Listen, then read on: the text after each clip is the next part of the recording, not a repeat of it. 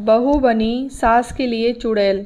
पंकज अपनी पत्नी ज्योति और अपनी माँ के साथ रहता था। गर्मी की छुट्टी में पंकज के बुआ फूफा अपने लड़के मोनू के साथ उनके घर रहने आए। घर आते ही फूफा जी ने पंकज से बोले कि यहाँ तो बहुत गर्मी है, घर में कोई एसी नहीं है क्या?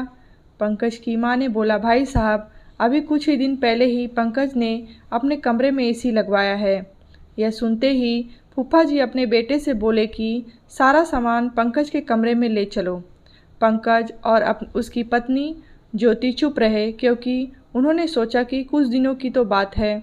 इस तरह बुआ फूफा जी को पंकज के घर में रहते 1 महीना हो गया।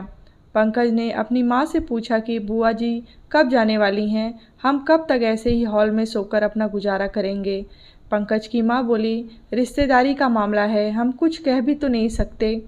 पंकज की पत्नी ज्योति बोली, वह सब तो ठीक है, लेकिन उनका छोटा बेटा मोनू सारा दिन घर में उधम मच करता रहता है। कल तो उसने हमारा नया सोफ़ा बुरी तरह फाड़ डाला।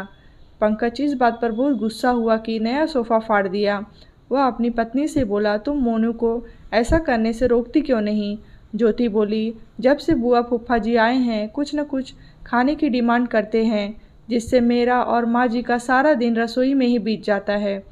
पंकज ने कहा कि मैं अभी जाकर फूफा जी से पूछता हूँ कि वह आखिर कब जाएंगे। पंकज ने बातों बातों में फूफा जी से कहा कि 1 महीना हो गया है, आपकी जॉब की छुट्टियाँ तो ख़त्म हो गई होंगी ना? फूफा जी बोले, पंकज, मैंने जॉब तो कब की छोड़ दी, अब तो मैं बिज़नेस करता हूँ और मैं इस शहर में ही कुछ बिज़नेस खोलने की सोच रहा हूँ। पहले इस शहर को अच्छे से समझ लूँ, जिसमें 2-3 महीने तो लग जाएंगे। यह सुनकर पंकज समझ गया कि फूफा जी अभी जाने वाले नहीं हैं। उसने यह बात अपनी पत्नी और माँ को बताई। ज्योति बोली, जब घी सीधी उंगली से नहीं निकलता तो उंगली टेढ़ी करनी पड़ती है। इनके साथ भी कुछ ऐसा ही करना होगा।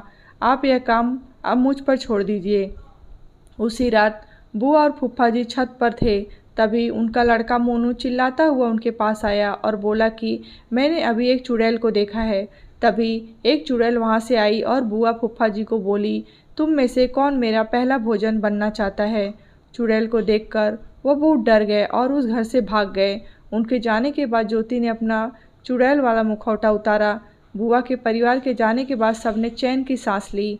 ज्योति की सास ने ज्योति को कहा, तू तो बड़ी अच्छी चुड़ैल बनती है।